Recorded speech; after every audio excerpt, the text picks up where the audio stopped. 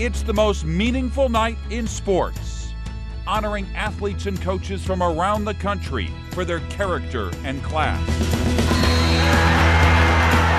It's not necessarily win or lose.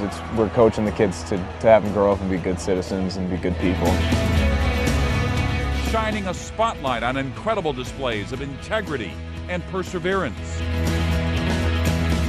I didn't want to lose because if I lost, I was afraid that that'd be the last time you'd see me wrestle.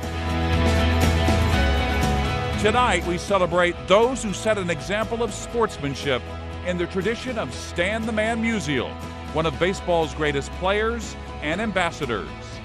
These are the 2014 Musial Awards, presented by Maryville University and produced by the St. Louis Sports Commission. Please welcome our host, Mike Bush.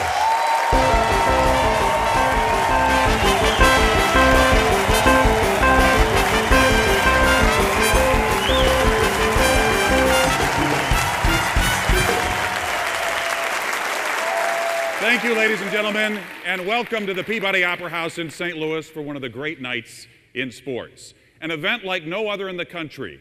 In recognizing the year's most inspiring moments of sportsmanship, we celebrate the good in sports and society. We also honor the one and only Stan the Man Musial. The remarkable honorees that deserve some applause.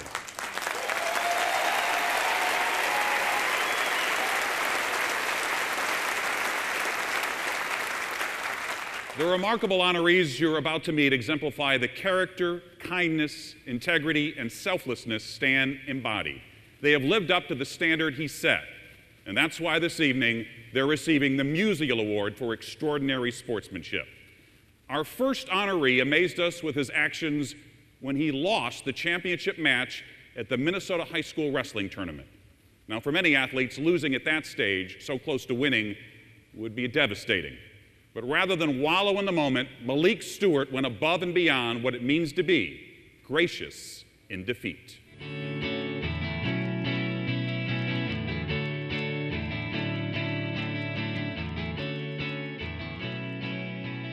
At St. Michael Albertville High School in Minnesota, students come and go, but one tradition never graduates. The wrestling program is consistently one of the best in the state. We've won 7 state championships in the last 25 years. Athletes here not only have to do their homework, but the hard work required to make it on this team. And according to the coaches, no one works harder than Mitchell McKee. It makes our job easier as a wrestling coach when your best wrestlers are your hardest worker. McKee is just a junior, but he's already earned a scholarship to the University of Minnesota. I strive every day to live my life as best as I can and to use every second of the day, to the best of my ability. There's the fall for Mitchell McKee. And McKee was at his best last season. He really was more intense, more focused. He stepped up his training. By the time he got to the state tournament, it was clear he had a purpose. The sole thing driving me through the whole tournament was that I wanted to win it for my dad. 51-year-old Steve McKee was diagnosed with an incurable form of cancer. I didn't want to lose because if I lost, I was afraid that, that'd be the last time you'd see me wrestle. Wrestlers may be strong, but for the past 18 months, no one has been a better example of strength than Steve McKee. I knew what he was going through, and because I can see, I witness it every day. The McKees know better than anyone that wrestling medals aren't made of metal, they're made of sweat. And these belong to someone else. 16-year-old Malik Stewart from Minnesota's Blaine High School also had purpose last season. Making weigh-ins and wrestling as tough as I could and making sure I was on this mat every day as long as I could, putting in the time and effort. He's always looking for the best way to do something. He's seeking advice from coaches, from other wrestlers, from alumni that we have come in. I mean, he wants to be elite. One of 8 children, Malik lost his dad to a heart attack when he was just 7 years old. It was very hard because they were really close to him. It was really close to him. The significant thing about him dying was probably a few months later is when I started wrestling. With dedication as his filter, he went from raw to refined. And last season, he made it all the way to the state finals. Though he wasn't even ranked in the top 3, he pulled off one upset, then another, setting up a championship match against Mitch McKee. It happened in front of thousands at the XL Energy Center, home of the NHL's Minnesota Wild. I went out there and I knew that I had to be, very confident, and I knew Malik was a good wrestler. He's got strength, he's got speed, he's got everything to be a good wrestler. Getting to the final for both wrestlers was a long road, but as it turned out, for Malik Stewart, the match itself was a little too short. As soon as that first whistle blew, Mitchell was on a mission. He goes for a hip toss and then gets that, and then that's when I get to my back. I get off my back and then get to my belly, and he throws an arm bar, and that's when he gets me and the match is over. It lasted just 1 minute and 22 seconds.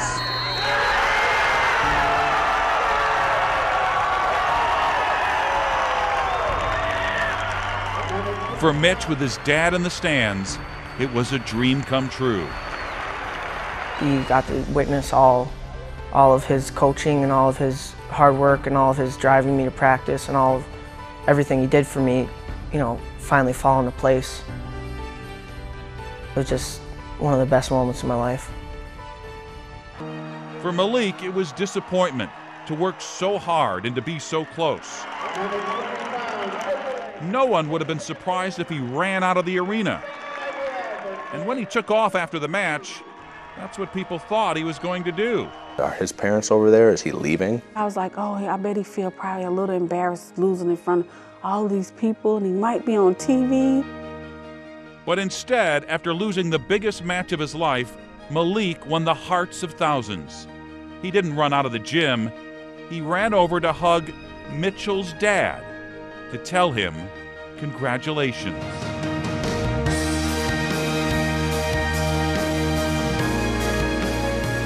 Knowing that my dad wasn't there to see me, and if he was there to see me to win a state title, he would be proud. So I just felt really good for both of them, and that he could witness his son doing that. Doctors can't make Steve McKee's cancer disappear, but for one night, 2 wrestlers did. His son won the state title, but he wasn't the only champion in that arena. It shows just the courage to go to do that even after losing, and how much respect that means for my family and how everybody's seeing that. That's just incredible to have the wherewithal of the situation and just to be that humble in that moment. Well, I've never seen anything like it in 26 years of coaching. Malik Stewart showing us all that you can lose a match and still come out a winner. I just thought it was the right thing to do.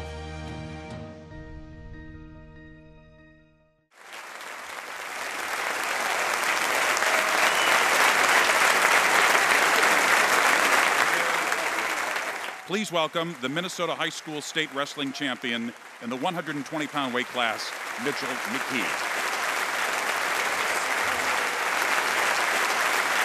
And accepting the award from Blaine, Minnesota, here's Malik Stewart. And why did you want to be here tonight?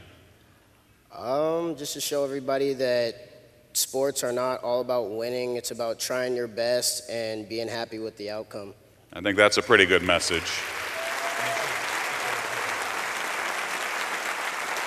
Your mom wanted to be here with you tonight, but your dad is going through a really tough time. Can you tell us how he's doing?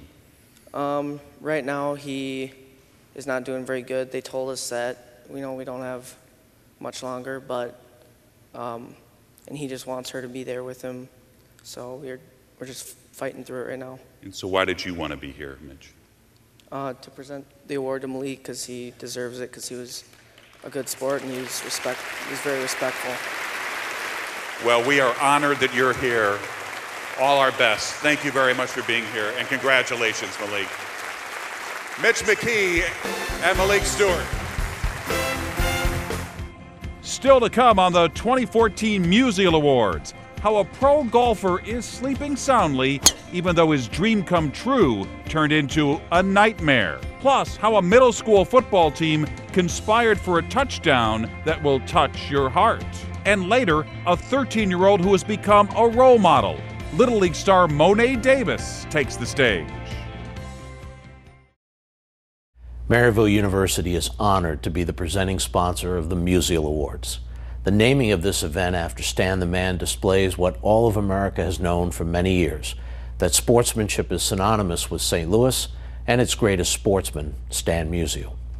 So on behalf of the university that U.S. News and World Report calls the #1 overperforming university in the country, Maryville University invites you to enjoy the Musial Awards, one of the greatest nights in all of sport.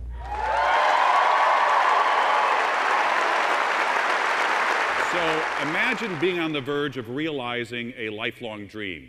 Say that dream is to play in golf's U.S. Open. But in the back of your mind, you're reliving a moment that makes you question whether you broke the rules to get there. What do? Well, Jason Millard faced that very dilemma. An 8-hour drive and his conscience were the only things that stood between him and the chance to play in the U.S. Open. The distance could be overcome, but it was an extraordinary display of integrity that caused his dream to remain on hold.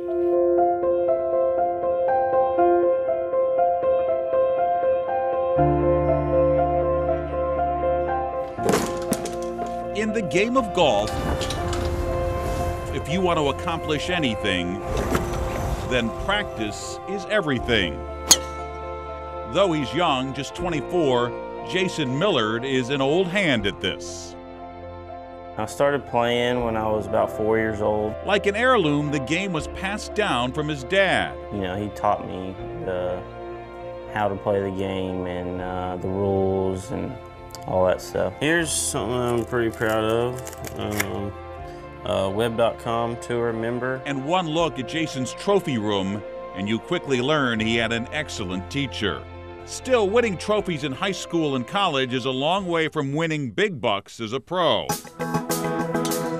Every Monday, Millard and nearly 100 other golfers like him try to play well enough to earn one of just 6 spots in a tournament on the Web.com tour, one step below the better-known PGA Tour. Mondays are stressful. You try to go out there and play the best you can, and if you don't, you're driving to the next tournament. And Jason did a lot of driving this year. So I've done probably 10 Monday qualifiers, and I went 0 for 10 on those this year, unfortunately. Of course, he could be forgiven lately if fairways took a backseat to family. Heading to Canada. His mom has been diagnosed with multiple sclerosis. Me and her have gotten even closer, you know, in the last year and a half. He even mops and dust and cleans. And his dad, Eddie, the man who steered him to the game, died after a brave fight against a deadly cancer.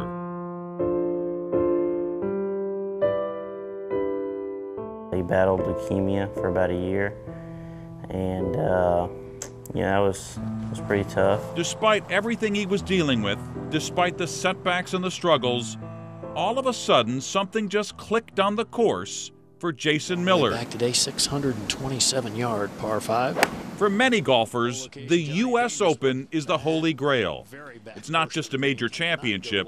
The field is open to anyone who can qualify. That's really good. Millard entered a local qualifier and advanced to the sectional.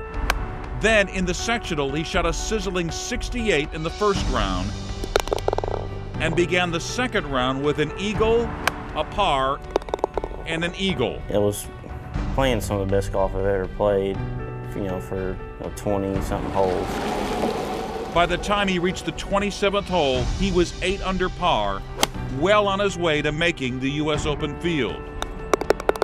Then, playing his ball out of the sand trap, something happened. You look up at the flag and look back down, and as I'm looking up at the flag, I didn't see it with my own 2 eyes, but I feel like I may have touched the sand. In the rules of golf, section 13-4 states, a player may not touch the ground in a hazard with his club.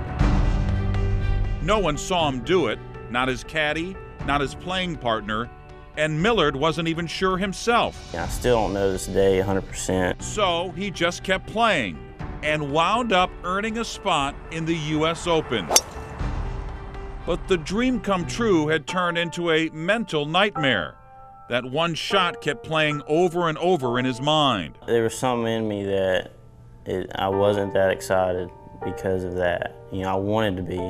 I tried to be, but I really couldn't. The 2014 Open was to be played at one of golf's most storied courses, Pinehurst No. 2 in North Carolina. So on the Saturday before the U.S. Open, Millard left his home here in Tennessee for the 8-hour drive to Pinehurst. About an hour into the trip, he pulled over at a convenience store and started looking for the number for the U.S. Golf Association.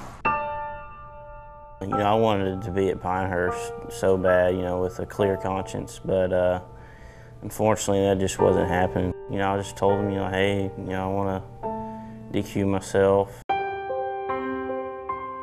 That's right, Millard called U.S. Open officials and disqualified himself. In the back of his mind, the man who taught him the rules of the game. You know, the U.S. Open, the last round was on Father's Day, and you know, I thought about that too. There are defeats more triumphant than victories.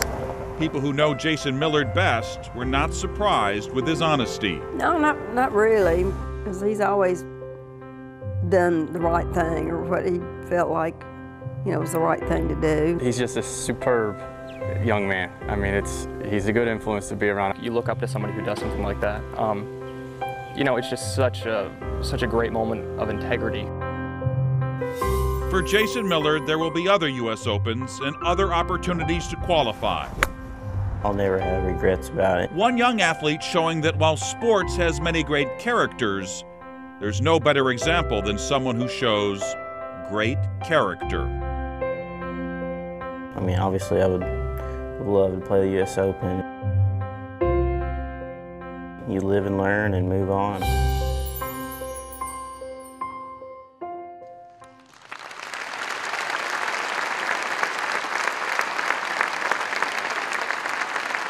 From Murfreesboro, Tennessee, let's salute Jason Millard.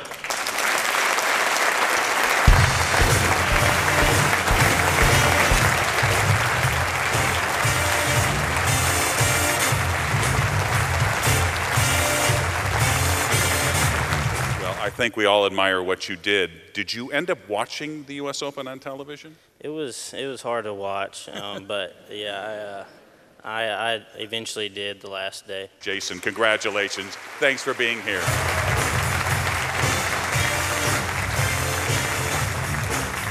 Now, a common theme among several of our stories tonight, young people carrying out acts of sportsmanship that are beyond their years. That's significant because in youth sports, it's often the adults who set the stage for brilliant moments of selflessness and kindness. But our next honorees, a group of Michigan 8th graders, didn't need their coach's playbook to do the right thing. Their inspiration came from their own hearts, resulting in one of the most uplifting play calls and touchdowns you'll ever see.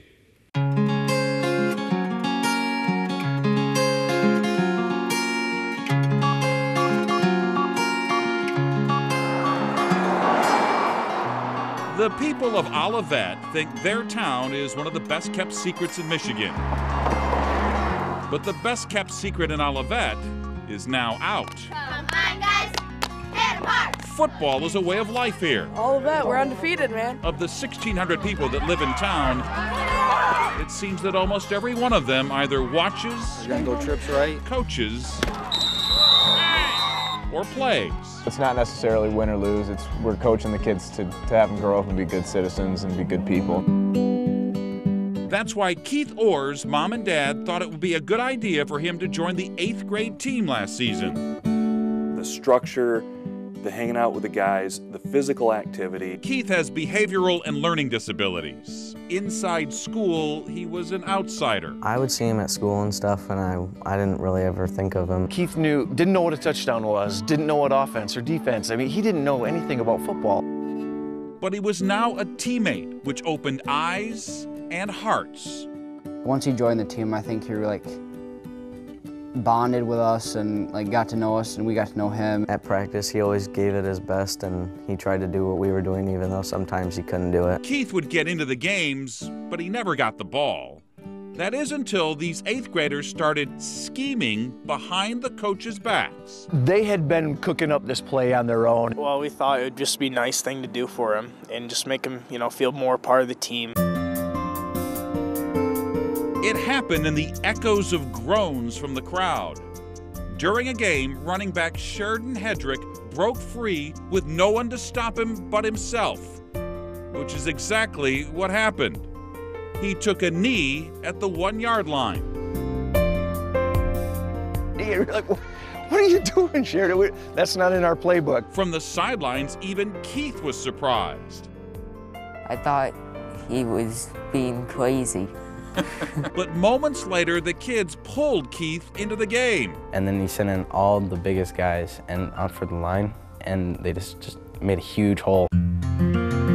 Surrounded and protected by the entire offense, Keith Orr got the ball and a touchdown. When it happened, I was like, that was so worth everything in the whole football season. It just made like the football season 10 times better. Keith's parents almost missed the moment.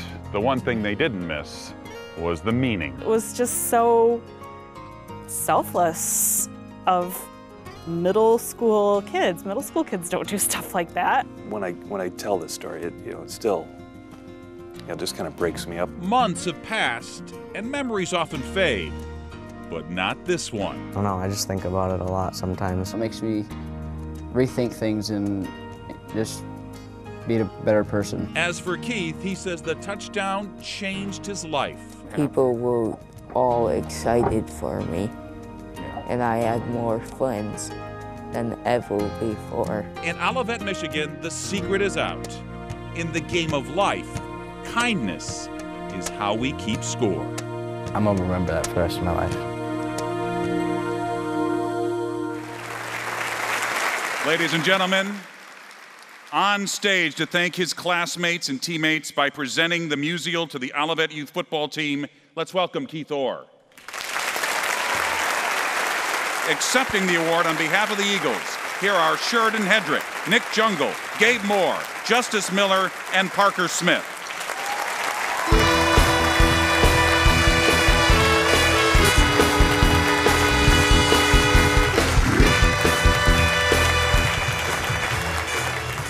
You told me in Michigan that this changed your life. Tell me how. The play wasn't about a touchdown. It was more than that. It sure was. And what did it mean to you? It meant that my friends weren't just going to go away. They were going to be with you for a long time to come. Good job, Keith. Later on the 2014 Musial Awards, a lesson in sportsmanship from one of the top young swimmers in the country. The Musial Awards, presented by Maryville University, sponsored by Edward Jones, making sense of investing. UMB, count on more. United Healthcare, proud sponsor of the annual Musial Awards. And Maryville University, live Maryville at maryville.edu. For his act of sportsmanship and leadership, the Musial Awards would like to honor head coach Derek Herber, whose North Attleboro High School track and field team won the Massachusetts State Championship until he noticed a scoring error the next day. He didn't have to report it, but he did, costing his team the championship. As he put it, we're not just teaching wins and losses, we're teaching about athletics being a tool of education. Nathan Sibniak of the College of the Ozarks in Missouri is the winner of the All That's Right in Sports Award from the NAIA, a longtime supporter of the Musial Awards. With 13 minutes left in regulation of a tournament semifinal basketball game, an Oklahoma Wesleyan player and Sibniak were battling for a loose ball that went out of bounds. The referee called the ball out on Oklahoma Wesleyan and awarded the ball to Ozarks. The referee quickly reversed his call when Simniak approached the official and informed him that he had been the last to touch it. Simniak said he had to be honest to set an example for any youngster who may have been in the crowd. Straight ahead on the 2014 Musial Awards, the Little Leaguer who went big time, 13-year-old Monet Davis gets a very special Musial Award. Welcome back to the Musial Awards, presented by Maryville University and produced by the St. Louis Sports Commission.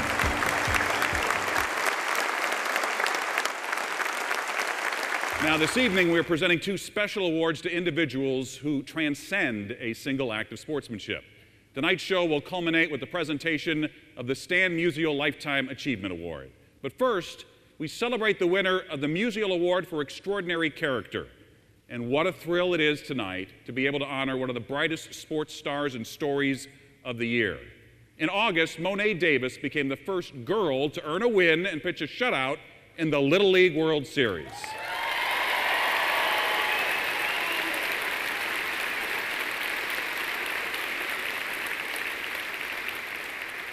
Thrust into the national spotlight, the 13-year-old handled her experience in Williamsport with remarkable maturity, composure, and class.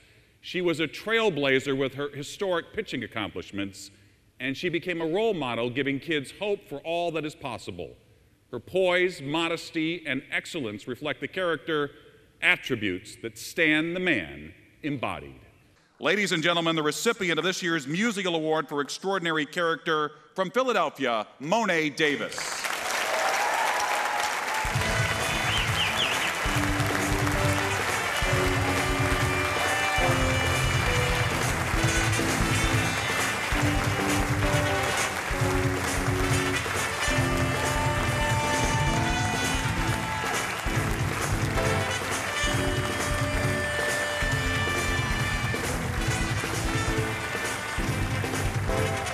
Well, welcome to St. Louis. Thank you. Thanks very much for being here. So of all the things that have happened to you since the Little League World Series, what's your favorite? What's really been most exciting for you? Throwing out the first pitch at the World Series game. That was pretty cool. The one thing that's been pretty amazing is you seem, whenever you're at the World Series or the Little League World Series, that you're not nervous about these things, even though it seems like all the eyes of the world are on you. Where do you get that composure?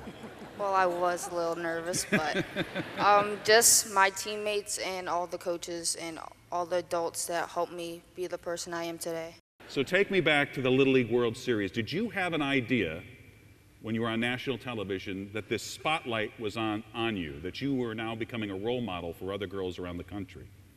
Well, everyone that was running the World Series and regionals, they told us that it would be pretty crazy and to just stay by each other's sides and to just help each other out. But no one had a clue that we'd be having about 10K followers on Instagram or anything. So it was just pretty crazy. And what do you think you'll tell your teammates when you go home about this night? It was the best night ever. Monet, thank you very much for being with us, and congratulations. And we'll bring that over for you, okay? Congratulations. Monet Davis. Still ahead on the 2014 Musial Awards, the young swimmer known for his big finish and his big heart.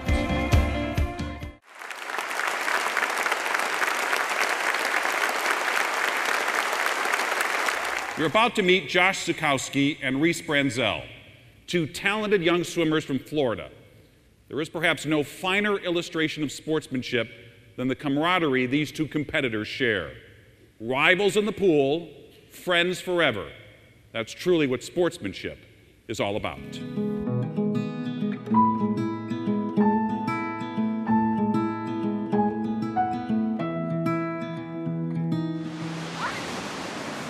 In Florida, the land of sand and sunshine, some ride the waves, and others make their own. Let's go, Josh! 10-year-old Josh Zukowski is one of the top young swimmers in the country. I like it because it's a sport that you can swim as a team and it's individual. When he was just 8, he finaled in 6 out of 7 events at the Junior Olympics. At that point, he was the fastest 8-year-old in the history of the sport in South Florida. And no one is more impressed with his talent than the coach of his swim team, the Jupiter Dragons. He is a talented swimmer. However, it's not just talent. He's a hard worker, very focused swimmer. Practicing 6 and sometimes 7 days a week, he's as present in the backyard pool as the chlorine. Because hard work always beats talent any day. Still, as good as Josh is, there is one swimmer he's always looked up to. And I would be like, wow, I want to be like him when I get older. Let's go, Reese! Reese Branzell is a year older than Josh. And like Josh, he's been breaking long-standing records. At 8, he was doing the Junior Olympics, so he's swimming against 10-year-olds. When Josh isn't in the pool, he likes to be on the side of it, watching Reese. When my mom said that there was this little kid named Josh Zakowski, he looks up to you like he's your, he looks up to you like you're his hero, almost. And so I'm surprised that anybody would look up to me. But by the spring of 2013, instead of just looking up to Reese, he was standing next to him on the starting blocks. Thus began a very special rivalry. They would race against each other, and it was good. Reese would win, Josh would win. It was very competitive. Their competitive level with the two of them, if they just drove each other. Then, with the season winding down, Josh showed up for one of the biggest swim meets of the year. But someone was missing. That someone was Reese. He randomly started complaining one day of his hip hurting, and he started limping. He had this fever that just would not break.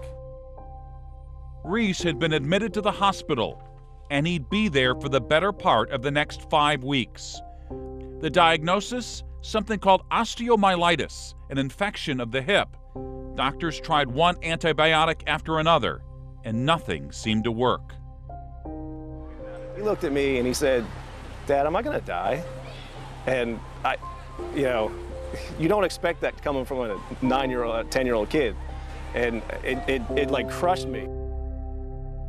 Then something happened to lift his spirits. Though Reese wasn't on the starting block, he was on Josh's mind.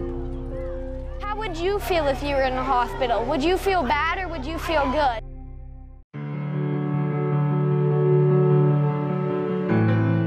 So Josh did something few 9-year-olds would ever even think of. He dedicated his next race to Reese and went out and won yet another first-place trophy. Then, a few hours later, Reese got a phone call in his hospital room that someone had dropped off a trophy at his house. Reese, I am so sorry that you have not been feeling well. With the trophy was a get well card, signed by Josh. Months later, Reese still has it. I'd rather get second with you at the meet than win with you absent. I won this trophy for you today. I hope to see you back in the pool. Your friend, Josh.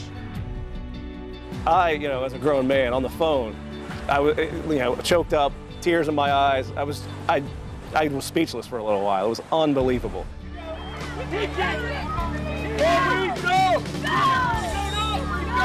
Reese has recovered, and the rivalry has resumed. That was awesome, honey. But it has far more meaning than it ever had before. That was great. The fact that Josh thought of my son before he thought of himself meant a lot. It served as an example of that swimming is not everything. Life is bigger than swimming. I probably learn more from Josh every day than I teach him, and I couldn't be more proud. One young boy showing that kids can be as deceiving as a swimming pool. You never know how deep they really are. Gives you hope that there is still hope.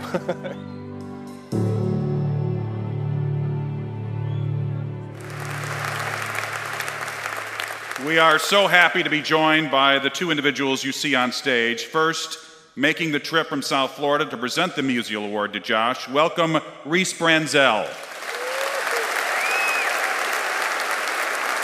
With Reese is one of our country's best swimmers. At the 2012 Olympics in London, she won 3 gold medals, plus a silver and a bronze. In all, she is a 6-time Olympic medalist. Please welcome Allison Schmidt.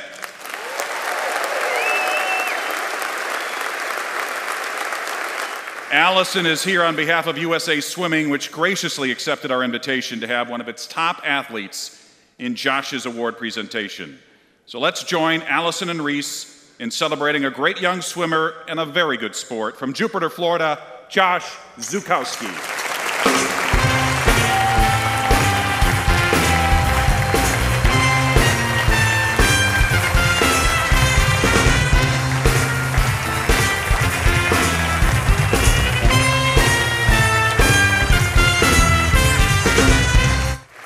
Now, I got to tell you, not too many 9 or 10-year-olds that I know would come up with an idea like this. How did it come into your mind? My parents have taught me to be a good sport, and I thought, how would I feel if I was in the hospital? So I felt bad, so I gave it to him. Yeah, you did. And you didn't have any idea you'd be getting some attention for this, did you? No, I wasn't expecting any of this. Josh, thank you very much. Thank you, Reese. Thank you, Allison. Thank you very much for being here. Congratulations. We've got a lot more to come. The Baseball Hall of Famer in the theater that will come to the stage to receive the pinnacle honor bestowed at the Musial Awards. The Musial Awards, presented by Maryville University, sponsored by Edward Jones, making sense of investing. The St. Louis Cardinals. 2015 ticket packs are available now at cardinals.com/holiday. And Maryville University. Live Maryville at maryville.edu. The Musial Awards would like to acknowledge the character and kindness of the following award winners. Coach James Hawkins of the Wentzville Wildcats, a 4th grade football team. When one of his former players, Nathan Laws, was diagnosed with mitochondrial disease and couldn't play football anymore, Hawkins wanted to make a difference. Nathan's mom said her son was depressed and she was losing him, and not to the disease. So Hawkins showed up at Nathan's house one day with a plan to cheer him up. Knowing Nathan's love for football, he asked him if he'd like to be his assistant coach. And I saw Nathan smile for the first time in a long time. And Nathan became the youngest football coach in Gateway Football League history. James Hawkins wins a Musial because he overlooked what Nathan could not do and focused on what he could do. The Musial Awards also salute Carrie Hampton. Hampton is the camp director for the Mike Bush Fantasy Baseball Camp for the Hearing Impaired. The camp allows kids who are deaf or hard of hearing to enjoy the game of baseball just like any other kid. For the past 25 years, the camp has made a difference for more than 1,000 kids. Carrie takes vacation time from her job to run the camp, and now many of the volunteers who work there have followed her lead.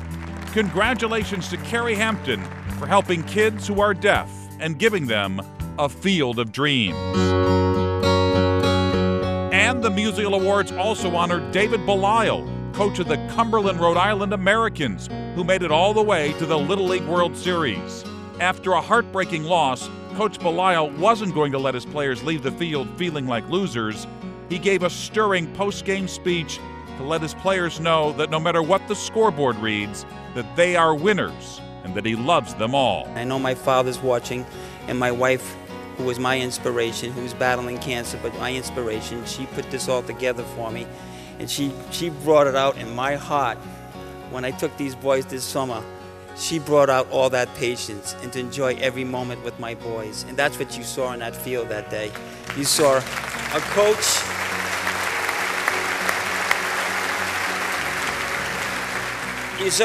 who was proud of who he is, where he was brought up, who his family is, and my boys are right here with me, and they're with me every day. So this is for you boys, okay? I'm really, really proud of what they did. Congratulations, and thank you so much for being here. Still to come, performance painter David Garibaldi brings a blank canvas to life, and our special guest to the Peabody stage.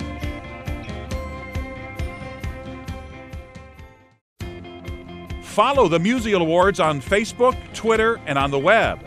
You can also nominate a remarkable act of sportsmanship and watch all of this year's inspiring stories at musialawards.com.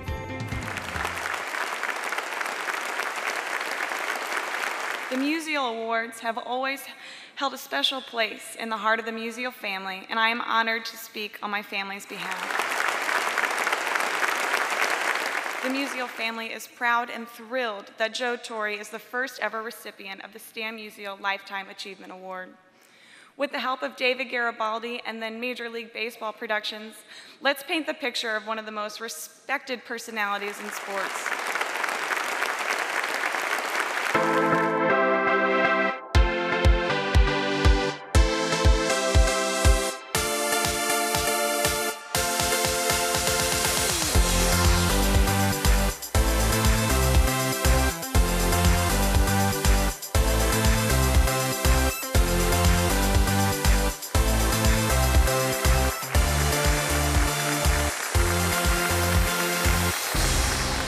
Joe Torre's playing and managerial accomplishments have been deservingly celebrated, most recently with his induction into the Baseball Hall of Fame.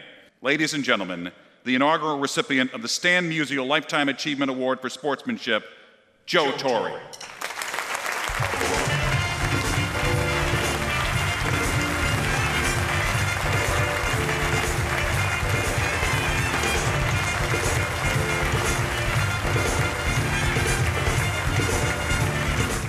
I just want to know where you were sitting there and watching yourself being painted.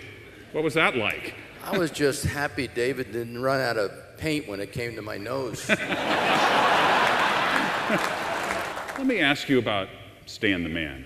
Because Cardinal players, when Stan was alive, they get to come to the ballpark. They get to see Stan the Man, and Bob Gibson, and Lou Brock, and Ozzie Smith. What was it like for you as a young player when Stan the Man was around? It was electric. I played against Stan. Right, with the Braves. With the Braves, and if I'm not mistaken, probably his last year, the last out he made against our ball club was a ground ball to first base, and I picked it up and touched the bag. But I just admired him at that time. When you get to know him, you just realize there's so much more to him than just his baseball ability. I was just very touched tonight by, of course, coming back here when I was asked about this and being honored, and you got something that has Stan Musial's name on it, and then, of course, the statue. That it just, I can't tell you how proud and how touched that it makes me, because knowing the man, it was always special, and it'll continue to be special. This is one of the proudest nights of my life.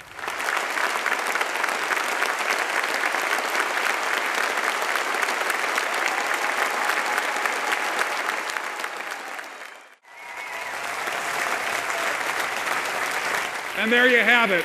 On behalf of the St. Louis Sports Commission, thank you for joining us for the Musial Awards presented by Maryville University, and good night from the Peabody Opera House in downtown St. Louis.